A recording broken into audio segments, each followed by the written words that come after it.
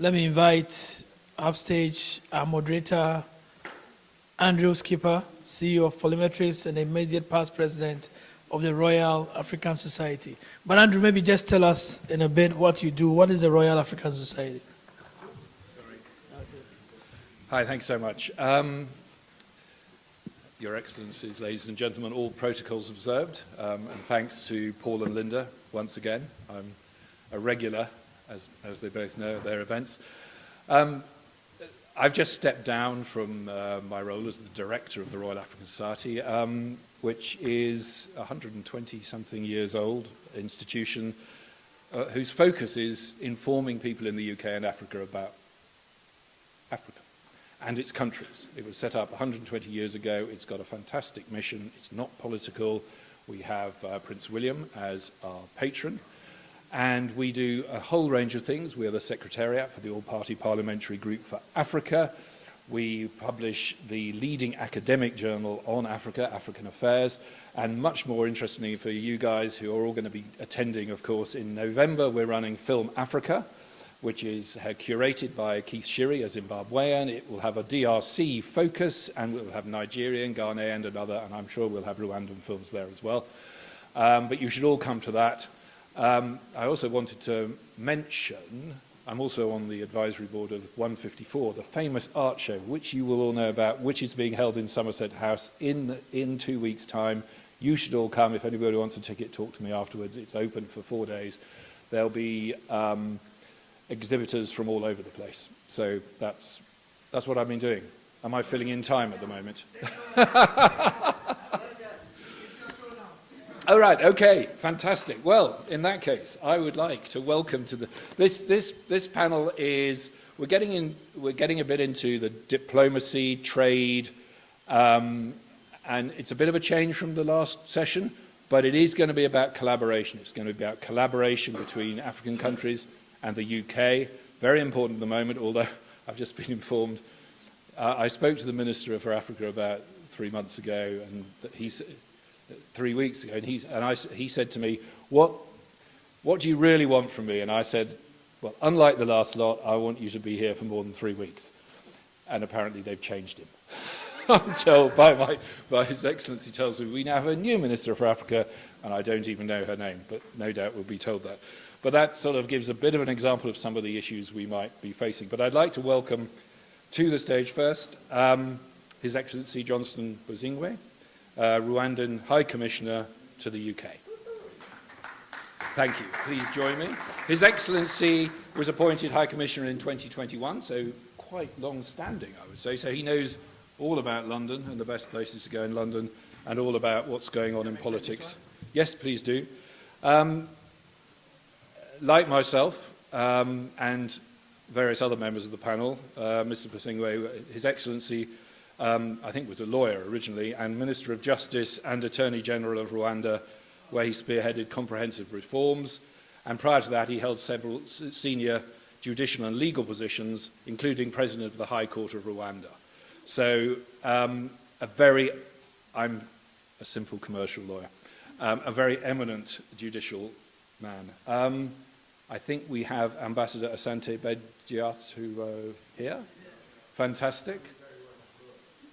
Well, while you're coming up slowly, I shall reintroduce you because I think you've already spoken today, or was it yesterday? Until earlier this year, Secretary to the President of the Republic of Ghana and Chef de Cabinet at the Presidency in Jubilee House, where I've been on regular occasions waiting in lobbies. And he served as Ambassador at Large, also a legal practitioner and scholar specialising in corporate and transactional law. I did once do a lecture on law at Bradford University, but I managed not to mention any legal issues at all. So, previously practicing lawyer at Ampem Chambers, and I think you started at Paul Weiss in New York.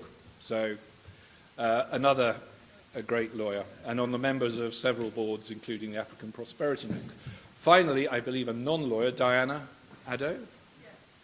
Diana, please join us. We won't talk anything about law. Diana Addo is the Head of Trade and Investment at the High Commission, Ghana High Commission here in London. Lovely to meet you. I've met a lot of your predecessors, so it's lovely, lovely indeed to meet you. and has worked in various portfolios in the Ministry of Trade and Industry in Ghana. In fact, you've done so many policies and strategies that I'm not even going to mention them because they are multitudinous. And before working in the UK, you were Director in charge of Business Regulatory Reform, working with 46 government institutions. I remember that work is great work and quite challenging, I have to say. So welcome to you. Oh, I'm sitting here. Good, thank you.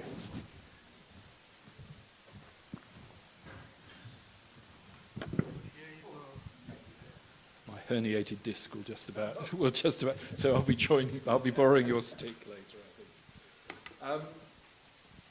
Let me start by. So you've heard from the panel, and as I said, I was really interested to hear the last, fascinating, the last entrepreneurial talk about collaboration and brand and all those fantastic things people are talking about, and particularly, I was trying to help a fashion designer a few years back in my non-legal capacity, and one of the big challenges was opening up and sharing, and I think that is a really important thing, and I think you could say the same about the UK, frankly, and Africa. Can we, in this day when it's almost every man for himself or every woman for himself, and everybody is looking at what's going on. We're putting up barriers.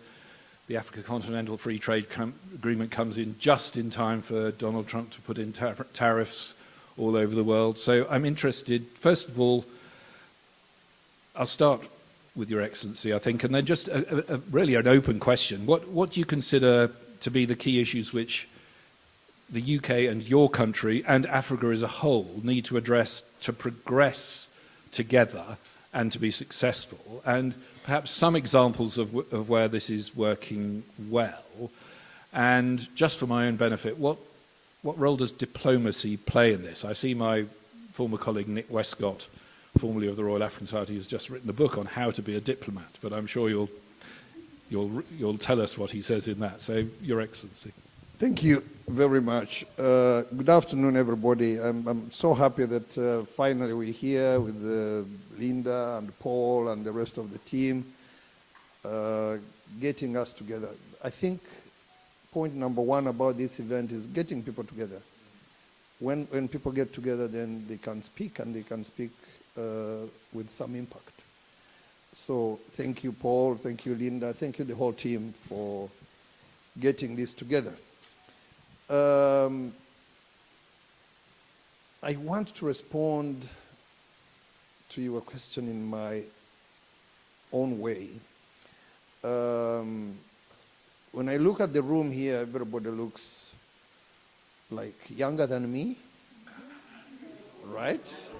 There are four people here are young people. That's the reason I want to really deal with this in that form. Because old people will always be looking at exit. Young people will always be looking at entry, right? So let me speak to young people. And they also, let me speak much as a diplomat, I will also try to speak as an African. And I'll try to position myself in what we are trying to do today in this conversation called Reimagining Africa-UK relations. I believe that requires us to do two things. First of all, to imagine Africa. Then reimagine UK-Africa relations in light of what we imagine as Africans. If we don't have imagination as Africans, then we can't even reimagine, even imagine, even work around the relationship with the UK towards what? But when we imagine Africa, then we will position ourselves in light of what we want and where we want to go. Then we can start talking about how do we reposition, how do we work around, how do we collaborate with the United Kingdom and other countries in order to deliver us where we want.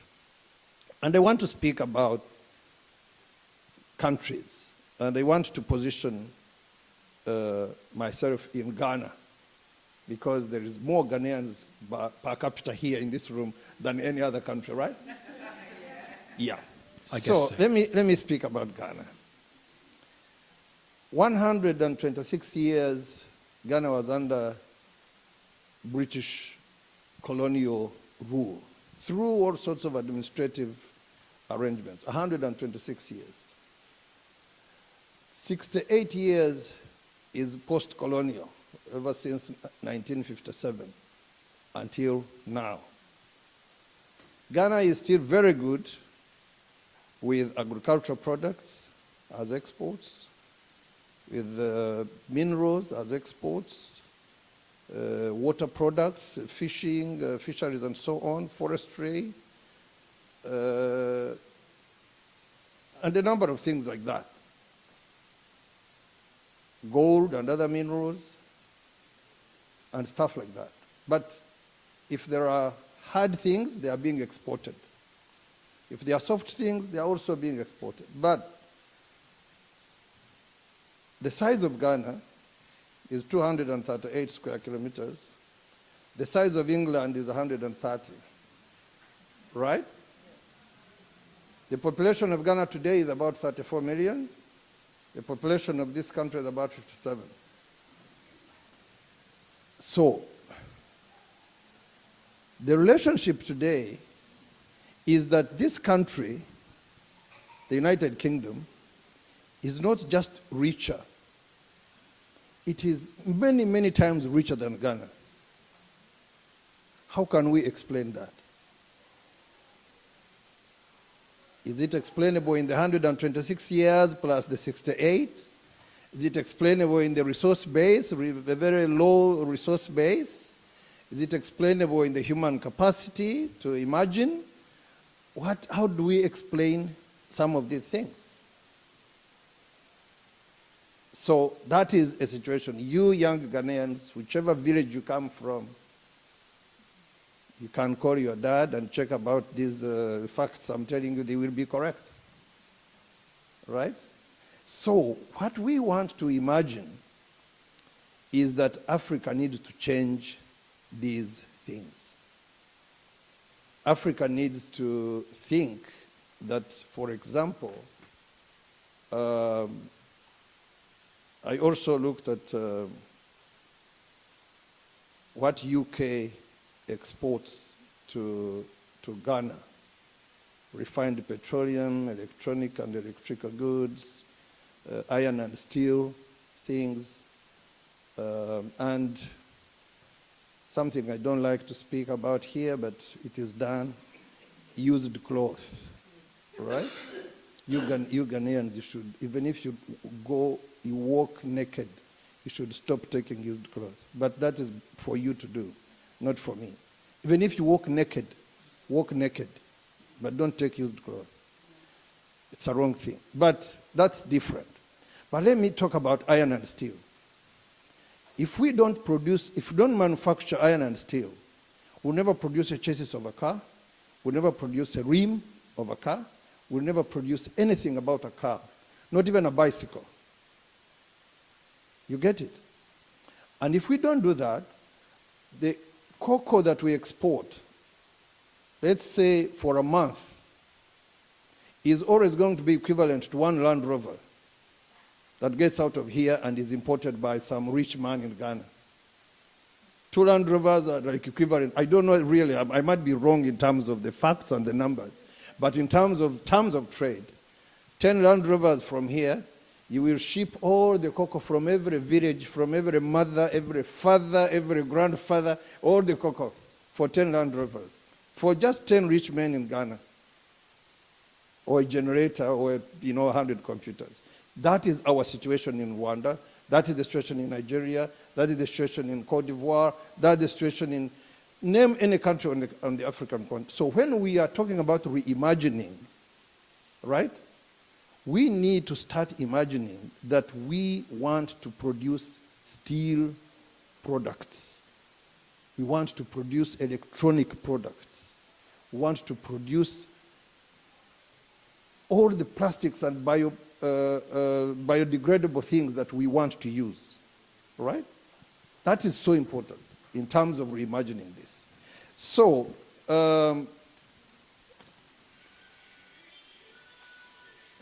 if you look at schools, you will find in the United Kingdom, there are over 290 higher education institutions, 296 to be precise, probably more. In Ghana, it is going to be slightly above 10, but if you count everything plus those who are private people coming up and so on, there'll probably be 50 universities, a maximum, right? That is one thing. And that difference in terms of education will mean a huge difference if you go out there, you are likely to meet someone, some young person who is under 18, that's why I'm talking to young people, who has not got access to school in Ghana, in Rwanda, in Kenya, in Uganda, in all these countries. So how do we reimagine that every child must go to school? Because the rewards, the impact from a child going to school, you know it. All of you are here because you stepped in a school. Those who cannot step in a school will only be here by crossing the Mediterranean Sea at night, and if they are lucky, they will cross. If they are unlucky, they will remain under the Mediterranean Sea. That is what is happening to us. So when we are imagining and reimagining, we need to imagine Africa, the Africa we want. We want an Africa where our children don't struggle to cross the Mediterranean Sea to come to Europe. Why haven't I seen Europeans dying crossing the Mediterranean Sea to come to Nigeria, to come to Rwanda, to come to Ghana, to come to... I don't see Europeans, I don't see British people dying in the Mediterranean Sea, I don't see Greeks, I don't see Spanish dying going to our countries. Yet they say we are on two tables, but let me talk about only one table. They say we have the continent with the richest resources, right? The other table I'm not going to talk about, I'll talk about it later. But we are the continent with the richest things. Then why am I not seeing Europeans dying crossing the Mediterranean? Why am I not seeing Americans dying crossing the Atlantic, coming to Africa? Why?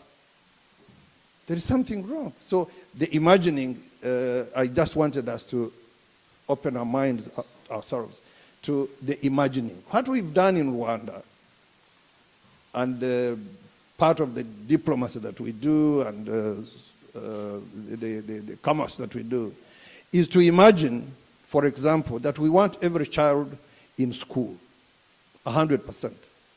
That we want electricity in every home, 100%.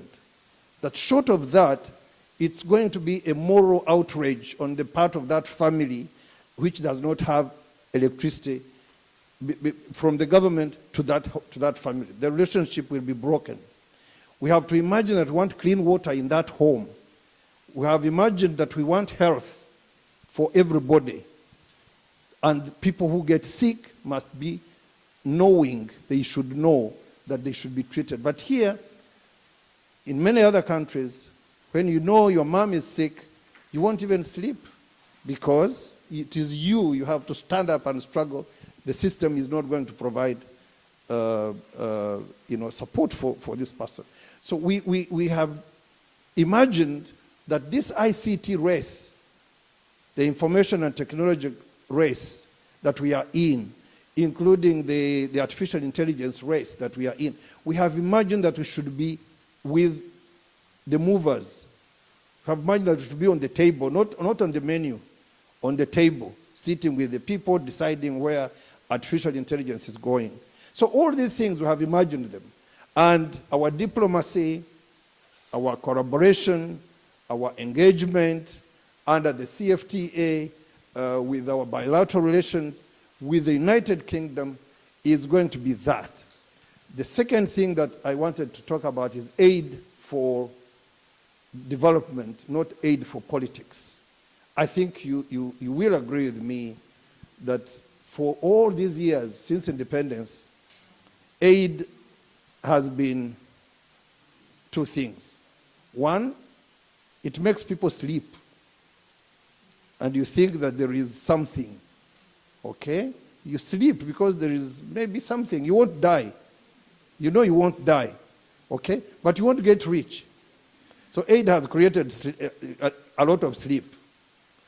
The second thing it has done is to give the countries, especially in the West, political power over us.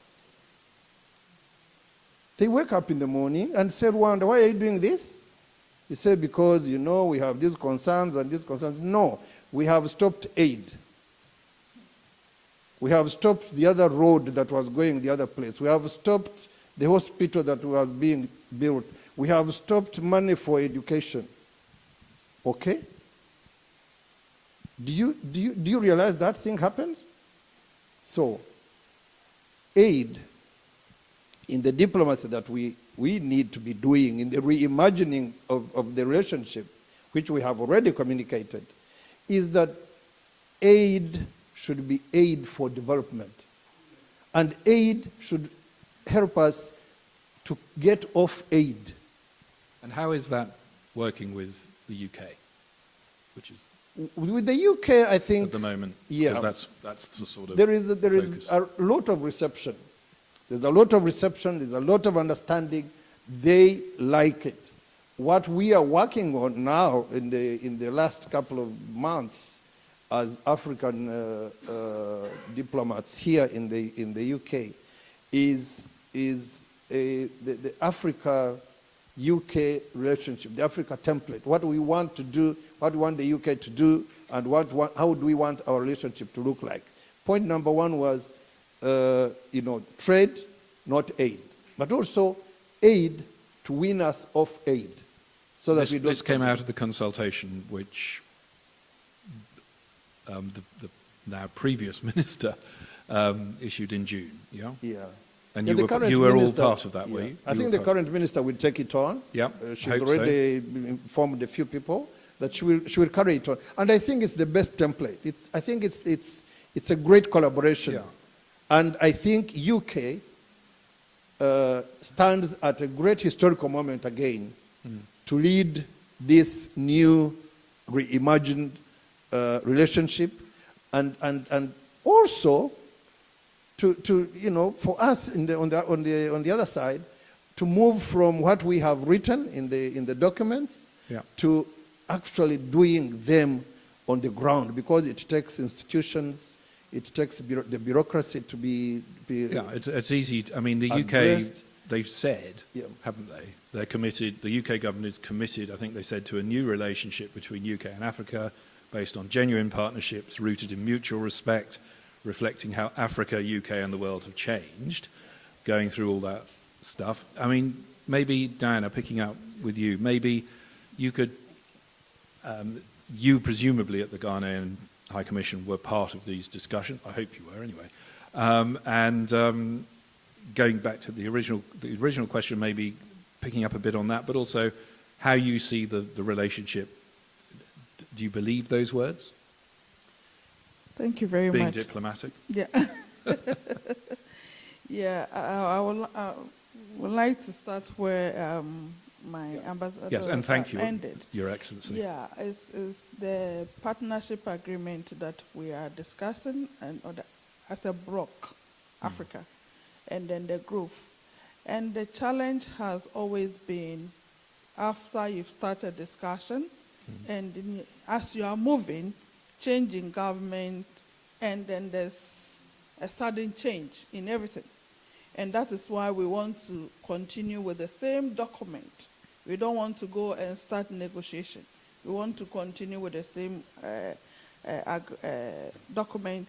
And also we So want... it's been the same from Ghana's previous regime to this one as well? Exactly, Okay. exactly. We are, like even the trade partnership agreement between Ghana and UK, Yeah. for instance, we are continuing its implementation, and then we are also coming out with MOU for operationalization of the trade partnership agreement. We don't want a situation whereby we stop and we come, we stop and we come. And as Ambassador said, most of the time, if we as Africa don't take lead in some of these things, you start, and let's say development partners, let me put it that way. They'll bring something and then tomorrow they say, we are not interested in this. We are interested in this. And they leave you in the middle. However, if you have started and if you have put it in your plan and that you are doing A, B, C, D in relation to UK, because in everything there's a mutual benefit. We shouldn't always let it look like it's Africa, it's Ghana that is benefiting, it's Rwanda that is benefiting, it is Nigeria that is benefiting, UK is also benefiting. So immediately we go into the table with that negotiation, we're able to get better benefit than always making it look like we are giving you aid and you are taking the aid because you need it, you sign anything on the table. So that is why we are in... which goes to the development. Exactly, development. So we are still moving with the same document because we've done a lot of research went into that for us to get that document. So why go back? Because, and I know UK has started the growth... growth again. So we say, okay, growth, this document still meet growth agenda. So we are still implementing the same document. We are not going to go back and going to take another year or two for us to come back to the table. Okay, and Your Excellency, again, maybe pick up that point, but moving on very slightly, I mean, I think a week or so ago, the UK Export Finance signed up debt restructuring with Ghana, which I assume is mutually beneficial for everybody. So could you picking up on some of the practical things you see from your overview of things from in the last few years, and pick up on some of those themes we've just heard about, maybe picking up perhaps on the debt side as well? Well, thank you very much. Well, the first thing is I'm not particularly impressed with these overarching trade agreements, where and on the back of those, you generally have one little country in Europe or elsewhere having summits with the entire African continent. And you have 50-odd countries showing up to have a summit with, say, Israel or Turkey, or even China, or Russia, or the U.S. Yes. You know, probably worth it with the U.S. I find that quite problematic. How would you do it? And I think each country needs to negotiate its a trade partnership with any other country, particularly if we're talking about intercontinental negotiations. What we do in Africa is up to us. That's our business. If the AU decides that, look, let President Kagame be the champion for integrating African positions on trade so that we can have a uniform policy, that's our business. It's not Russia's business, it's not the UK's, it's not the US's business. That's our business. That we choose to work in unison. But when another country decides that you know, we've got India doing it, we've got Turkey doing it, Israel doing it, the US, Japan, TICAO, you know, all of these, to have one agreement with Africa is a problem. I think, conversely, if a country has a trade partnership agreement with the EU, that is different because of the way the EU is structured. And so that is perfectly... You have no choice. That's right. That's perfectly perfectly all right. So having got that out of the way, we're not in it either. So yeah, I think if we look at the you asked the question earlier whether they are to be believed. I tend to be skeptic in these matters, you know, because of historical reasons. And so I always like to have a wait-and-see attitude. The fact is, if we look at the figures now, today, what are the trade figures, for example, between the UK and Ghana? I think it's something like 1.6 billion. 1.6 billion. And Ghana is doing how much of that? 200 or something? Yeah. I mean, so it's extremely lopsided. Extremely. And you know, the interesting thing is that a large part of that is because of non-tariff barriers to trade.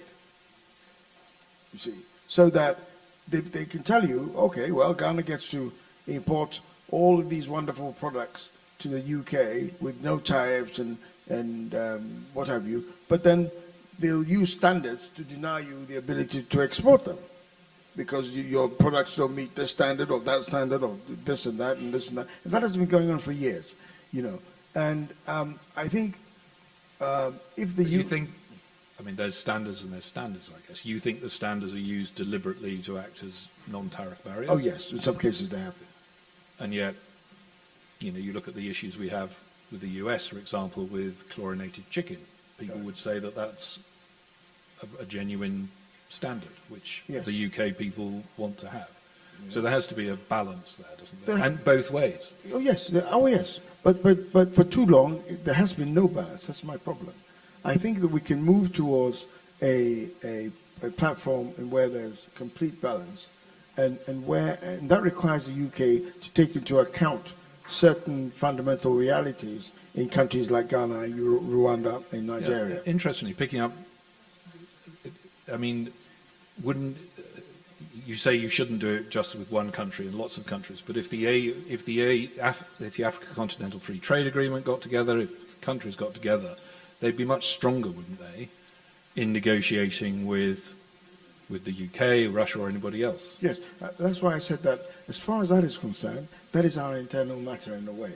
It is. Sorry, I'm not speaking. I'm just saying it sounds to me like what you're arguing is that should happen. Yes, in a sense, the AU should set standards. The AU should set policy that all African countries can follow and buy into, so that even if we're individually negotiating with country A or country B or EU or the Russian Federation, those are the standards we because you have internal African standards through the Africa Continental Free Trade Agreement. You'll then have a much bigger... Precisely. You'll have scale, which allows you to develop industry, which allows you then to export much more easily, I would imagine. Yes, but then... Is that how it works?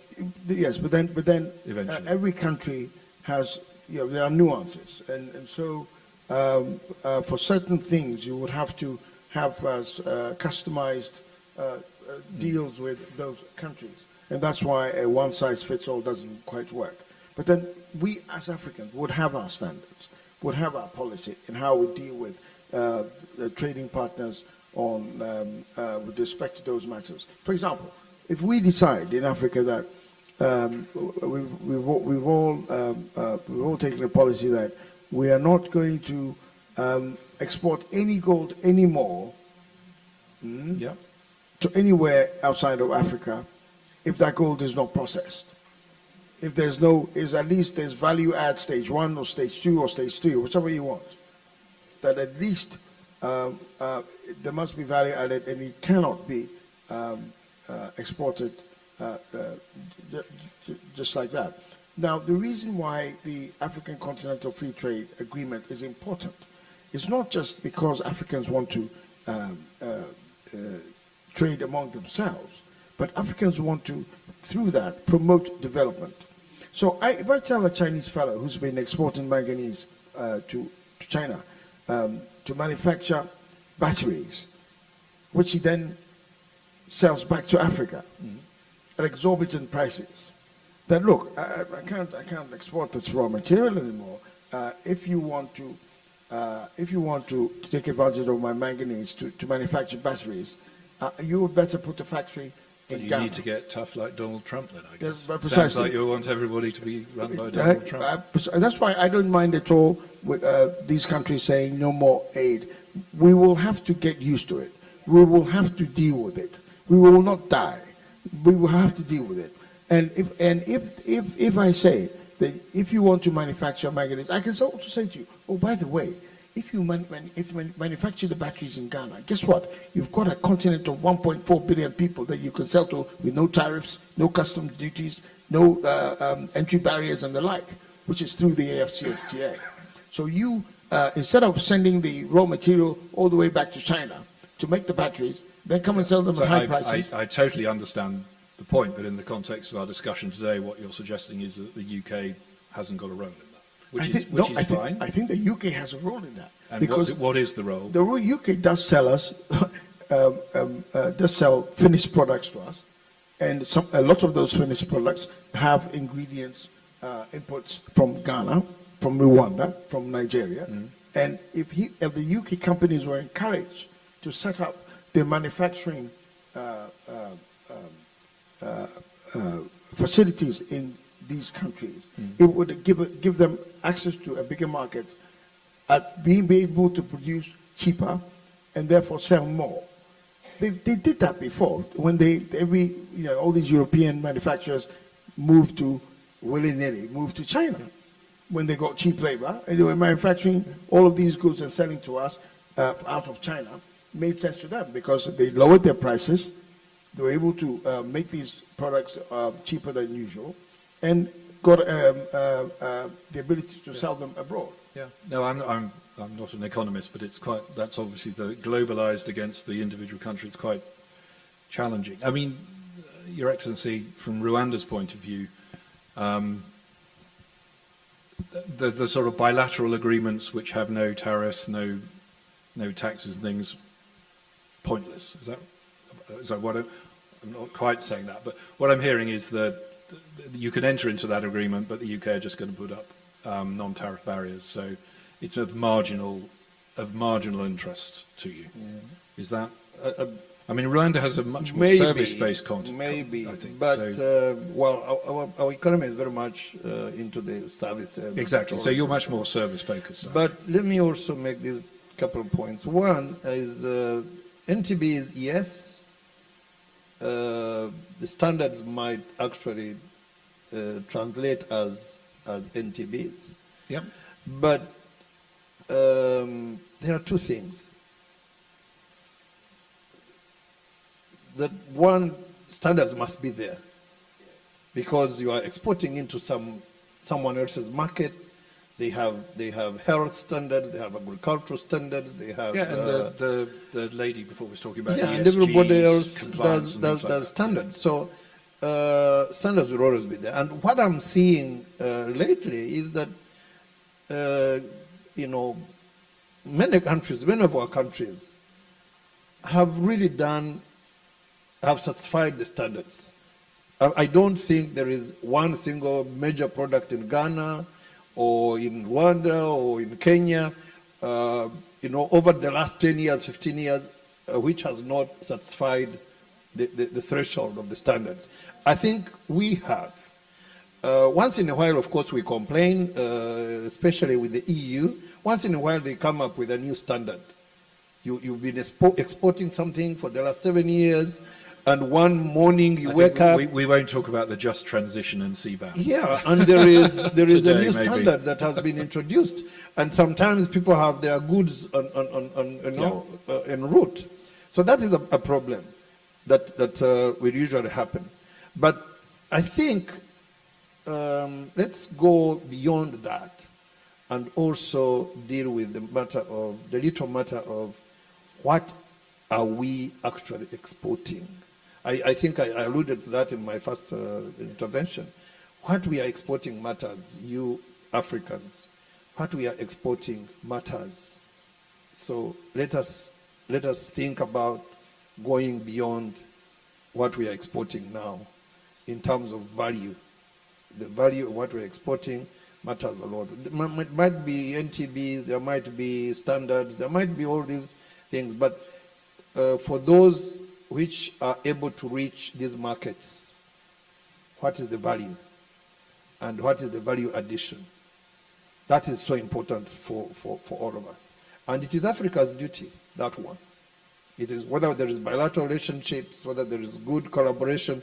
Probably what UK can do is maybe open up its market so you can get people and tools, equipment that can help you raise the value of the things that you are bringing into this market. And on that aspect, I think the UK has really done very well. They are always open to work with us, improve the value of whatever is coming down here. But what is coming down here is largely agricultural, and if it is largely agricultural, you can see, you can compare. You mean primary agriculture? Yeah, look at its primary products, and when you look at that, I think we are in a problem. So Africa will have some homework in this reimagination. Our imagination is one: how do we move from the primary things? And to what extent is it about electricity at the end of the day? The role of electricity? Yeah, in industrial, because without electricity, industrialization. The role of electricity is 100%. Yeah. Without electricity, in fact, right now, with the advent and the huge circulation of mobile phones and what technology is doing to our communities in terms of fintech, mobile money and all these mobile options, right now we are now realizing that not having electricity is equivalent to actually not existing, right? And the sooner we realize that, the better for all of us. Because without that, all the other discussions are Yeah. a little pointless, I guess. Diana, it was the President Nana, I think, who coined the phrase "trade, not aid," I believe. And I heard him say that many times. Do you feel that, and obviously cutting aid by America is saving money and sort of putting money back in, but do you see this as a positive opportunity for the relationship between, are the UK talking about trade and development now instead of aid? I don't know the extent, but since they've merged DFID and the Foreign Office and things like that, all that sort of stuff, it's moved much more to it's not just a cost-cutting exercise. Yes. There's a reality, is there, behind that? Yeah. Tell us about it. Yeah, thank you very much. The reality is there, and as we've indicated earlier, you cannot continue to be eating from somebody's plate all the time. So for sure, the aid will come down, but what advantage are we also taking out of that? And my question and my issue has always been that I don't have a problem when the aid is coming down. Or my issue has always been starting a program in Ghana. You have our development plans, and then a development partner comes in that I'm starting this within the development plan. And we know that the development plans end next 3-4 years. However, when you start, then within a year or two, you say, I'm no more interested in this. And that is where the challenge is. Other than that, cutting aid is also giving you, I always say, children whose parents overfeed them when they are young. Most of them don't grow up to be responsible. If you overfeed your child, like everything your child needs, you give to that child. Most of them, they grew up not to be responsible because they are used to being fed. My daughters. But, and as you are giving to that child, you let that child know that at a point in time, I'm not going to give to you again. And at that point, I'm expecting you to take over and grow. So if we don't do things like that, so that's what we always also come back to our youth. We need our youth to grow with us. No matter what the challenge is, we always get people saying that when we go back or when we start something, nobody have started something or started trading or started business, and it is rosy. It is never rosy. It will take some time for you to get established. A year, 2, 5, even 10 years. So you're thinking aid can be an unuseful crutch, Yes. which people rely on. Yes. But it's a matter of, but you do need to go Yes. elsewhere. Do I'm need conscious to that get we're that. being waved at a bit in Exactly. the usual way, but we're in the UK. The diaspora in the UK, the African diaspora in the UK is phenomenal. Yes. I know a lot of the Ghanaian diaspora myself. I've been to a lot of fantastic events with them, particularly in southwest London. But it's sometimes underplayed, generally speaking. So perhaps the last question for all three of you really is, as diplomats, how do you see the role of the diaspora in the UK, between the UK and Africa, as both, you know, just generally, what can we do better to talk to the diaspora, to make them engage more to the extent that's necessary? You're the experts. You tell them. Starting with you, and just let's move then. Finish with Rwanda. We can have 2 goes at Ghana. I think the diaspora is, for any country, is crucial.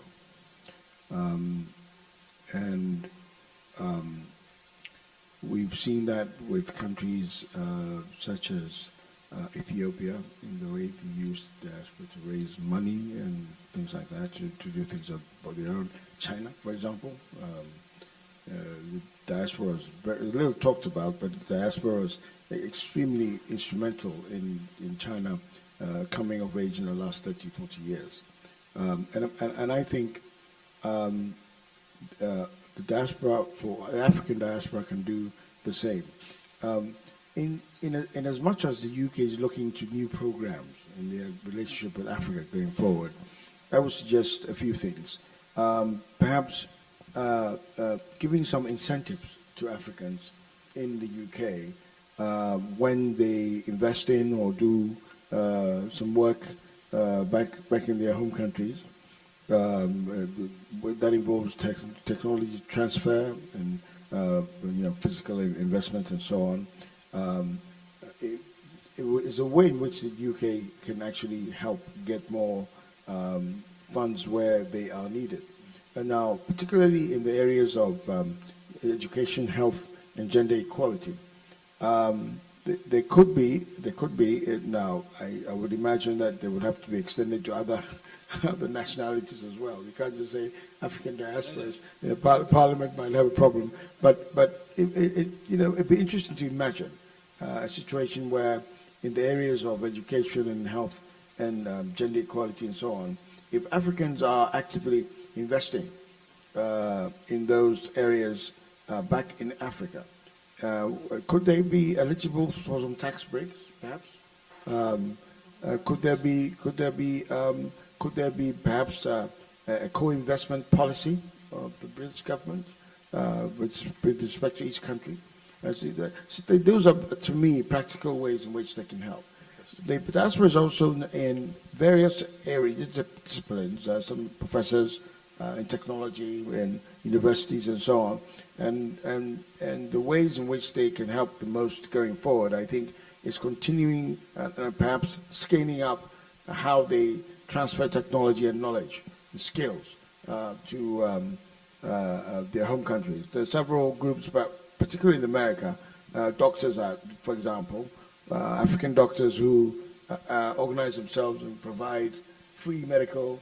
I know a Nigerian group who do the same. So those sorts of things, very, very helpful to do that. Again, it can always be better if they're given some incentives to do it, and I think government can help to do that. And Yeah, on the ground here, what do you do? on the ground? Apart from have fun, obviously. Yes. What we are encouraging our diaspora community is to work together. The individualism will not help. Let's come together. And as a mission, that's one program we are going to draw from next year. How do we bring our diaspora community together?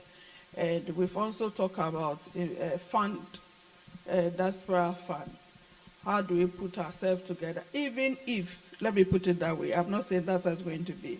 Even if you don't get interest on it, and let's say all of us, there's a school, all of us, let's come together, let's contribute, let's build this school for this community.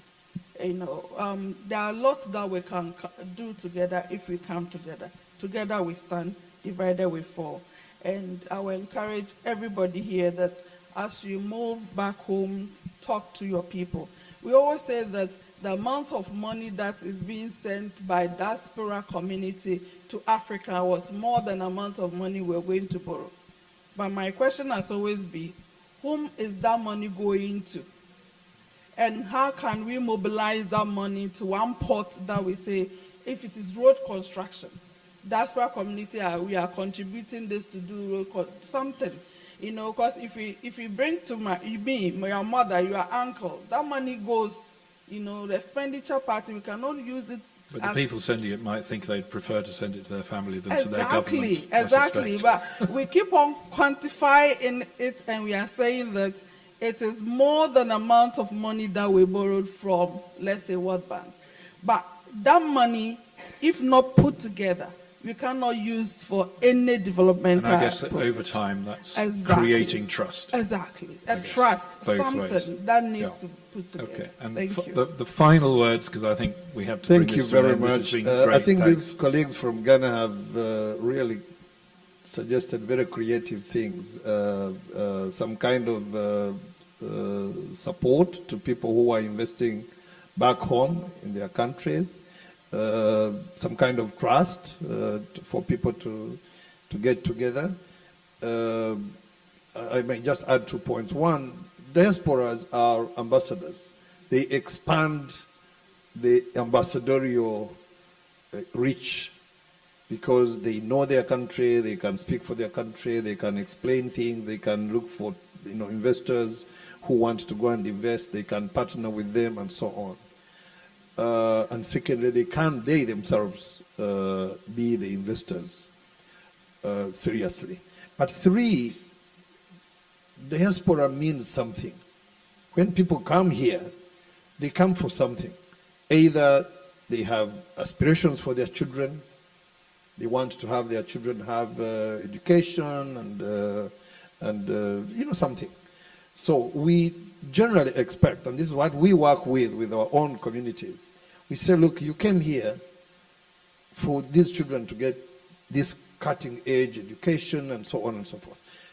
What is the role of that education?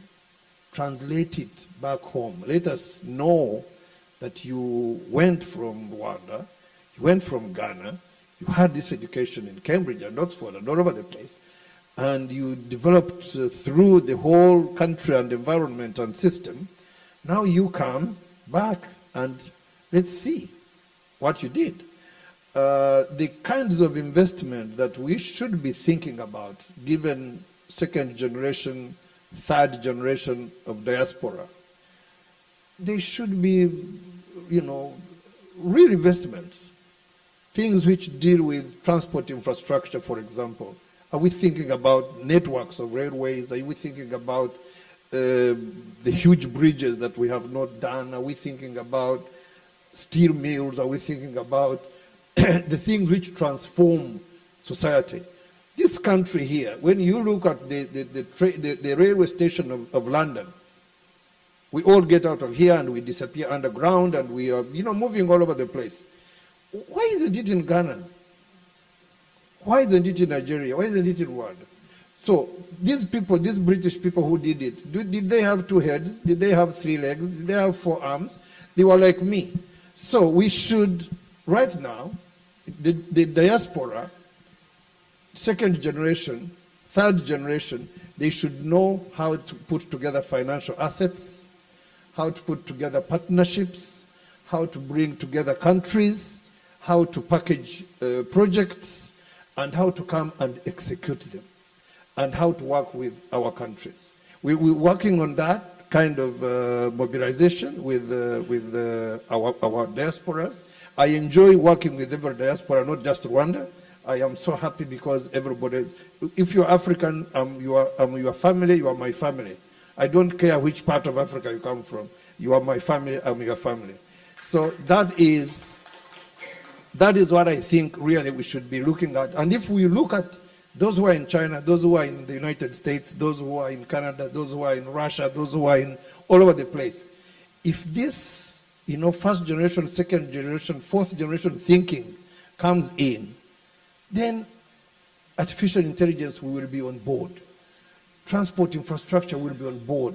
All these bridges, this electricity thing we are talking about will be on board. And also, well, it does cement the relationship with the UK. And then the relationship, the ambassadorial relationship. Yeah. That we have lots of diasporas where people are now in parliament, where people are now in cabinet.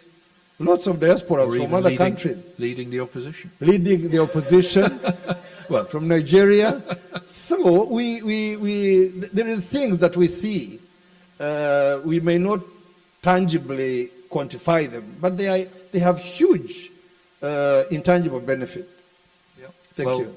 Thank you, and thank you to my excellent. I've very much enjoyed the discussion. We didn't cover all the questions, but we covered lots of others, and I think going back, education is so important, picking up your point about that and sharing the educational side. I know a lot of global universities are now moving into Africa, a lot of American universities, UK universities, even schools. My old school has just set up in Lagos, believe it or not. So thank you to everybody. Thank you to the organisers, Paul and Linda. And that will bring it to... Yes, but let's say whether we have one question or so from the floor. Oh, sorry, questions. Yeah, just two. So in my questions. Yeah. Just wrapping up. One question. There's someone in the back. Yeah, please.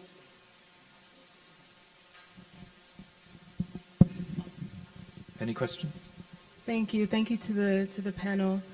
Just to reintroduce myself, my name is Dr. Kirsty Quatten. I am a research associate at SOAS. And my area of focus is migration. And I think we are in a very interesting time globally, but also in the UK, where migration is becoming increasingly a tense subject. And even here in the UK, it's no secret that the UK government is really aiming to reduce all forms of migration, both regular and irregular. But at the same time, we like to champion diaspora communities, but we don't like the migration that creates diaspora communities. So how can we kind of balance this tension? How can we do diaspora engagement in this time where the migration that creates the diasporas and the migration policies that support diaspora communities are being cut? Thank you. This looks like a Rwanda question. I think, yeah, I'd say that's Rwanda, but yeah. Was it for me? It was for everybody. It came from SOAS though. Let me give you my short. So it was very complicated. Let me make this very short take. That question is two parts. There is one part where we have no control. The domestic politics of the UK, of USA, of Canada, of Germany, of Italy, of Greece, all these places where migration is a tense subject. There is a place where we don't have any control. That's internal domestic politics. But there's a place we have control. And I'll tell you a little bit of what we have done. Let us reimagine, let us imagine an Africa where someone who wants to come across these shores in the next couple of years, let them be going to work, professional work, trade work, investment work. Let them be people who walk to an embassy in Accra, the British embassy, and say, you guys, I want to go to the UK and I will open up a company, I will trade in this and that, I will put up a hospital, I will do this trade, and then the ambassador will come from his office directly to say, yes, please, you will go tomorrow morning. I will even remove the visa fees for you. That is the African we want coming here. And that one we have control over through education, through imagination. Because this thing won't work forever. You can see how it is a tense subject, not just in the UK. It is a tense subject across the whole of Europe. It is a tense subject in the United States. It is a tense subject in Canada. But what I see, the silver lining, is that if you are someone who is bringing value I don't think there is any tension there. Equally, when there is a British man or a United States man, a Canadian man who wants to come to Rwanda, to stay in Rwanda, our law says, what is he bringing in terms of value? That is our law. Is he a professor at a university? Is he going to bring trade? Is he going to do medicine? Is he a doctor somewhere? There is a requirement. If he satisfies those requirements, our migration says, yes, you are allowed to stay in Rwanda. We do it in Rwanda. I'm sure you do it in Ghana. I'm sure everywhere, every country does it. So this is the Africa we should imagine, not the Africa where some people die under the Mediterranean Sea. Now let me tell you what we've done. On the Mediterranean Sea, after Gaddafi fell, there were camps of people. It's a major route for people who cross the Mediterranean. I think it is either the shorter one or maybe the water is calmer there. I have never known. But people used to go through Libya and cross. And you remember that after Gaddafi left, there was a lot of chaos in the place. And people were trapped there. Men, women, children, in thousands. They still come, but not as much as it happened that time. You remember it became a major problem at the African Union in 2017 or 2018. I need to check my facts. And, you know, the summit of, I think, 2018 did not find a good solution about it, but it was presented with videos and you know, pictures showing the situation these people were in. It was, some of them it was slavery, some of them it was torture, some of them it was rape, like incessant rape. So President Kagame was chairman of AU, and he suggested that year, he suggested Rwanda. We have space, small space, we are a small country, not too much in terms of resources. But instead of these people remaining under a chaotic situation and at the risk of death, if the UNHCR and all the organizations can bring them for us in Rwanda, we'll create a place for them that will enable them to breathe, sleep, eat, and if they want to go to a country and work through the organizations that help them to look for a third country, they can do it from Rwanda when they are not under threat of rape, of torture, or anything. That was 2018. Until now, I think every year there is a number of people, in a couple of thousands, that are brought to Rwanda. And what has happened? What started as a temporary camp for these people has now become a town, a complete town, complete with electricity, complete with water, complete with schools, complete with young people going to school and coming back, because there are many people who fail to get a third country where to go. They keep applying, and the application doesn't succeed. Okay? So in the end, it has now become a place where people come, and the partners, the EUs, I think, I think a group of partners have put in money, and now there is training, skills training, vocational training, you know, a number of things are happening. So there is very much human life going on. And because they are Africans, what have we done? We've given them temporary IDs as displaced people. But in the end, they have a choice to choose whether they want to become Rwandans, whether they qualify under the law, whether they get all the things. Right. So let's really build an Africa where this issue that is becoming an issue of high tension that we can't control in these parts of the world, but we can control in our world. Let's try to imagine that. It can happen. Our great-grandfathers did not die crossing. They survived.